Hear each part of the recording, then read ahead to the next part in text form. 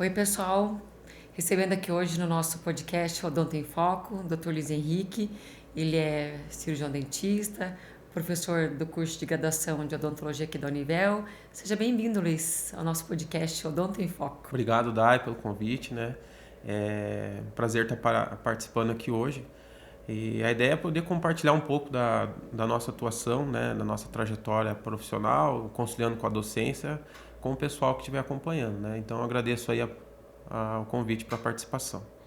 Vamos bater um papo hoje sobre algumas questões, né? De trabalho, de profissão, né? E a Ju, nossa querida, vai sempre começar com a pergunta. A Ju que começa. É a Ju que começa. Tem a pergunta clássica, prof, tá? Para os nossos alunos. Tá. Bom, seja bem sincero na resposta, tudo bem? Sempre. Como foi o primeiro paciente da sua vida que você atendeu depois de formado? O primeiro paciente é aquela coisa, aquilo que eu sempre falo, o que você, às vezes, brinco com os alunos, vocês faltam na aula teórica e às vezes aquilo que você deixou de ver na aula teórica vai aparecer naqueles primeiros pacientes e você vai lembrar. Sim. Né? Ou às vezes, assim, aquilo que você menos imagina acontece, por isso que a gente tem que sempre estar aproveitando os momentos durante a graduação, extrair o máximo no bom sentido dos professores, o conhecimento que eles já têm, as vivências dos professores, as experiências, porque muitas vezes nem tudo está nos livros, nos artigos, e hoje em dia o pessoal gosta muito das redes sociais, vê informação em TikTok, Sim. Muitas vezes são informações que são interessantes, mas também tem informações que não são, de certa forma, tão adequadas assim. Então, eu sempre digo, aproveitar os momentos durante a graduação, porque muitas vezes isso vai te abrir muitas portas depois que você termina. E assim, as dificuldades vão existir, mas elas que vão fazer você acabar se diferenciando como profissional depois. Sim, mas como que foi a história do primeiro paciente? Pô, voasse um fosfórico no meu olho. Aí você lembrou que tinha que usar óculos. Eu lembrei que eu tinha que usar óculos. Fala um pouquinho da tua formação, Luiz, para nós, como que foi, onde você se formou. Então, eu tenho a graduação em odontologia, né? Me formei em 2011. Aí tenho a especialização, eu digo tenho dois pés, que eu gosto da parte de cirurgia e a saúde pública, que é uma coisa que eu sempre gostei de estar atuando, sempre me senti realizado em estar atuando nesse setor. Então, tenho a especialização em implantodontia, aperfeiçoamento em cirurgia oral menor e mestrado em odontologia, né, com ênfase em patologia, e especialização em saúde pública, né, e preceptoria no SUS, que é hoje uma das áreas que eu estou atuando, que é no processo de formação dentro da residência multiprofissional em saúde pública, que é vinculada à Secretaria Municipal de Saúde, através da Escola de Saúde Pública. Então, a gente acaba tendo um processo de formação voltada para a atenção primária em saúde, né? Que hoje é um dos pilares aí da estruturação da rede de atenção à saúde no Brasil. E atuo também hoje, enquanto professor, nas disciplinas de cirurgia e de anatomia maxilofacial aqui na Univel. Bacana. Que legal. Fala um pouquinho mais, professor, sobre essa oportunidade da residência multiprofissional, né? Isso. Eu acho que muita gente não sabe essa informação, o que é realmente essa residência. Quem pode fazer, quem pode, né, tá se matriculando. Isso, então a residência ela funciona da seguinte forma. O que acontece? Muitas vezes há uma dúvida, porque geralmente os programas de residência, historicamente, eles eram vinculados em hospitais ou às universidades. Só que com o desenvolvimento do SUS, das políticas públicas, o SUS ele não funciona somente como um prestador do serviço, do cuidado ao paciente, mas também como um formador, né? Então, a instituição, as secretarias de saúde, as secretarias estaduais, eles também exercem um papel de formador. E dentro desse escopo, a Secretaria de Saúde aqui em Cascavel, através da Escola de Saúde Pública, ela criou o programa de residência multiprofissional. Então, o aluno ele vai ser inserido nesse contexto e vai estar atuando nas unidades de saúde, vai estar transitando na rede para depois, de formado, ele ter mais atributos para trabalhar no serviço público, lidando com as dificuldades, você tem que ter flexibilidade para trabalhar em vários tipos de serviço e isso a residência ela acaba te proporcionando. E para você entrar hoje, o aluno ele tem que ser um profissional já, um egresso formado em odontologia, né? A residência multi ela tem hoje 5 vagas na odontologia, no serviço social e na enfermagem, além da residência médica que tem a residência de medicina de família. E o aluno ele pode fazer a prova pelo ENARE, que é o Exame Nacional de Residências, que daí ele vai, como se fosse um Enem, que daí ele faz a prova e daí escolhe onde ele quer fazer o curso, né? Hoje o programa ele vai para 2019 fazer 7 anos, e a gente já tem conseguido bons resultados, né? Qualificando os profissionais que hoje vão atuar no Sistema Único de Saúde, forma na residência e depois ele acaba vinculando ao município através de concurso e atuando depois de uma maneira mais qualificada para prestar o atendimento ao paciente. E tem custo para fazer essa residência? Na verdade, assim, a matrícula, né, a inscrição do processo seletivo do ENARE é como o Enem, assim por diante, e daí o residente, quando ele entra na residência, ele acaba recebendo uma bolsa. Então, a gente sempre fala que você tem o melhor dos dois mundos. Você está fazendo uma especialização na modalidade de residência, que te dá muita bagagem, né? Você vivencia muita coisa da cirurgia, vocês formam bons generalistas para atuar no serviço público, mas você vê a parte da periocirurgia, a odontopediatria, você lida com pacientes nos diferentes ciclos de vida, então do idoso, a gestante, a criança. Interessante isso. E você recebe a bolsa. Então, que hoje está no valor acho que de 4 e pouco. Então você ao longo de 2 anos tem essa formação que vai te dar muito subsídio para você estar trabalhando depois. A gente sempre fala que às vezes o aluno não sabe, né? Então é uma oportunidade aí.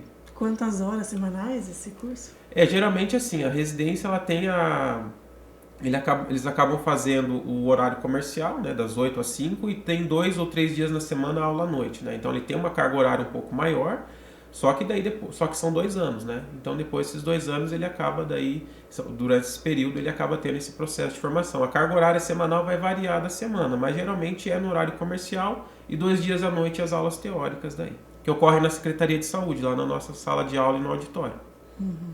Olha só que oportunidade, né? Acho que Sim. muitos dos nossos alunos não sabem dessa possibilidade de ingressar na residência multiprofissional através da Secretaria Municipal de Saúde, né? Isso. Eles fazem uma prova, Luiz, para entrar? É só por inscrição, análise de currículo? Como que é o ingresso nessa residência? Então, o que acontece? Porque você falou que são só 5 vagas para odontologia. Isso, são 5 para odonto, né, 5 para cada área. Daí eles fazem as provas via ENARE. Então, o Ministério abre o Exame Nacional, né, e eles fazem as provas de acordo com a região. Ele pode escolher ali aonde que ele quer. Então, essas 5 vagas vão estar ali para o município, né, para a nossa residência. E daí ele vai fazer a prova, é só prova teórica, né? Então ele estuda para a prova, o conteúdo programático já é divulgado antes, e através do edital, e daí ele vai fazer essa prova e não vai ter análise de currículo nem entrevista. No passado as residências tinham muito as entrevistas, as análises curriculares. Só que hoje a Comissão Nacional tem orientado não fazer, tá? Até por uma questão mais de dar mais transparência aos processos, né? Então hoje é pelo Exame Nacional, isso a gente divulga sempre, inclusive na televisão sai, nas redes sociais. A gente tem o Instagram também do programa, né, que depois eu posso estar passando. Legal. Então é bem interessante. E os alunos que tiverem interesse podem também estar me procurando, que eu posso estar explicando melhor também, né? Sim.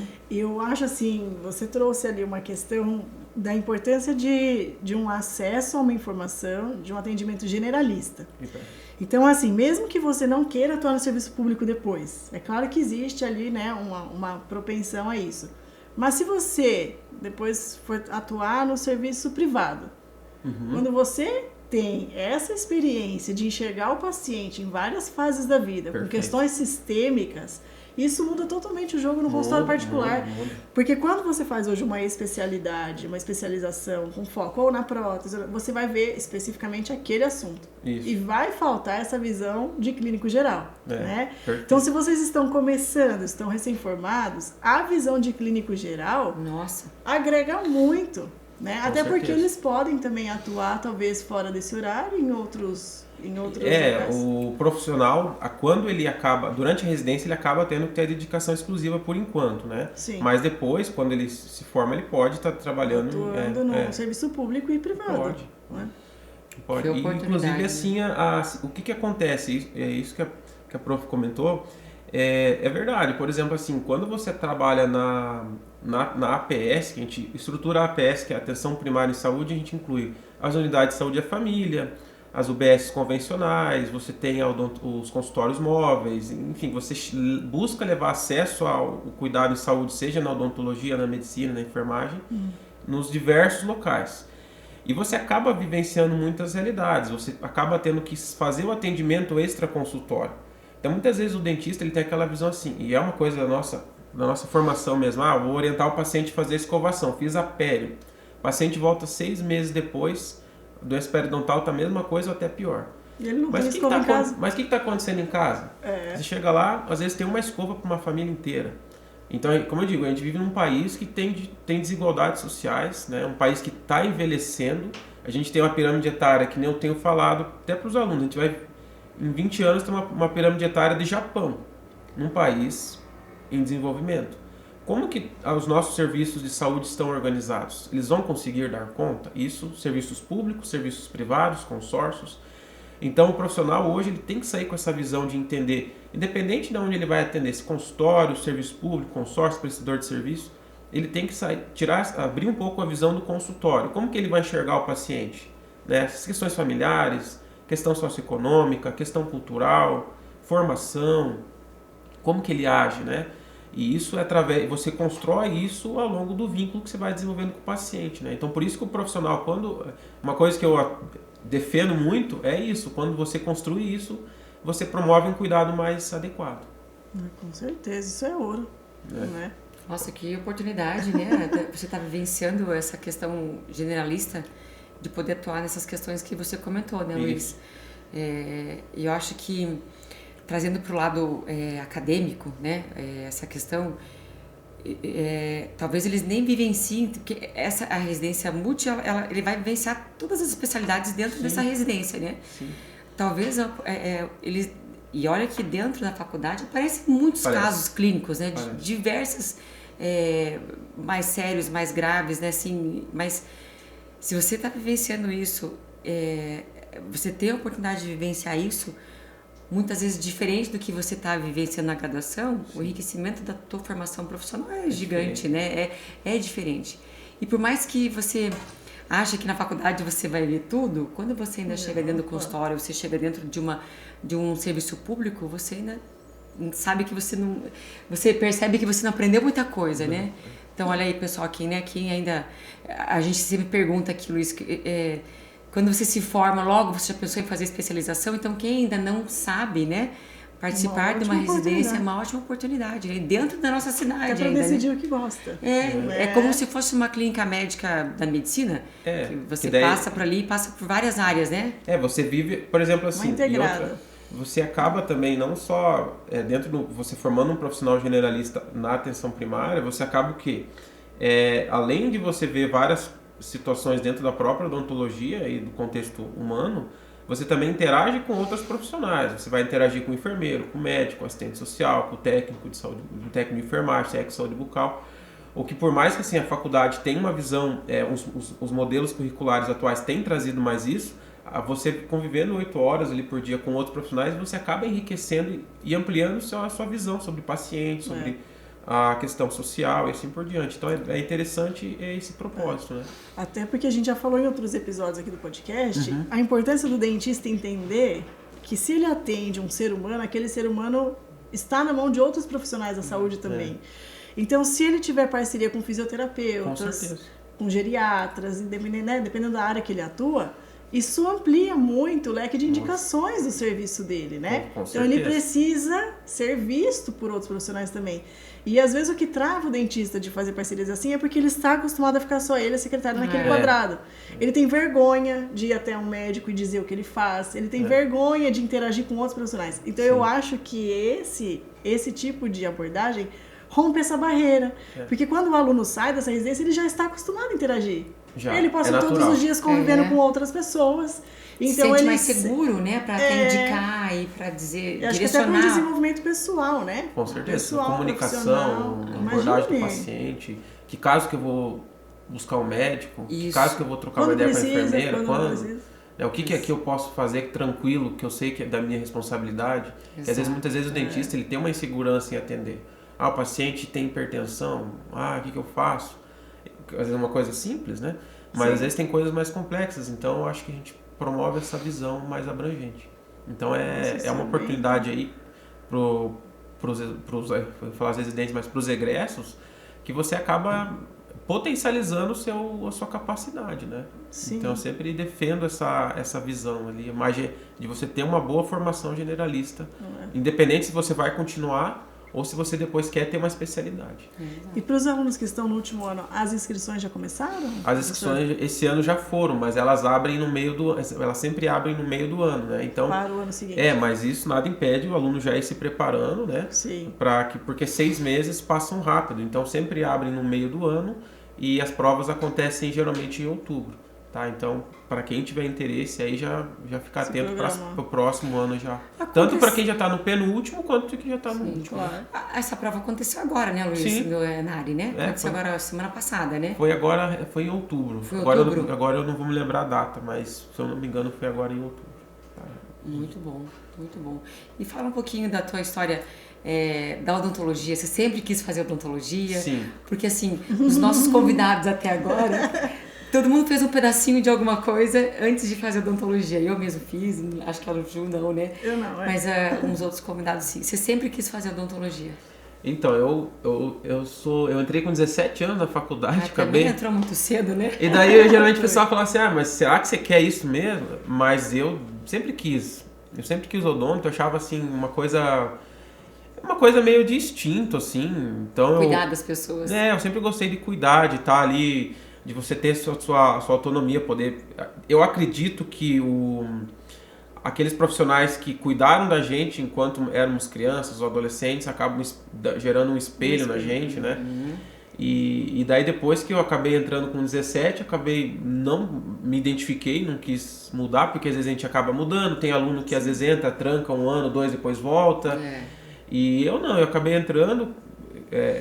terminei a faculdade e durante esse processo, como alguns dentistas que foram meus profissionais me espelharam a ser dentista, alguns professores também serviram de espelho para eu ir para a docência, né?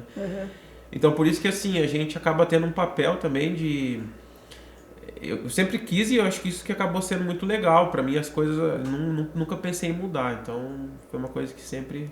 Você vê, pegando esse gancho, a importância do professor, né? Meu Deus. A importância do professor em talvez encantar aquele aluno, fazer com que ele desista realmente daquilo que ele achou que era o curso que ele gostaria, né?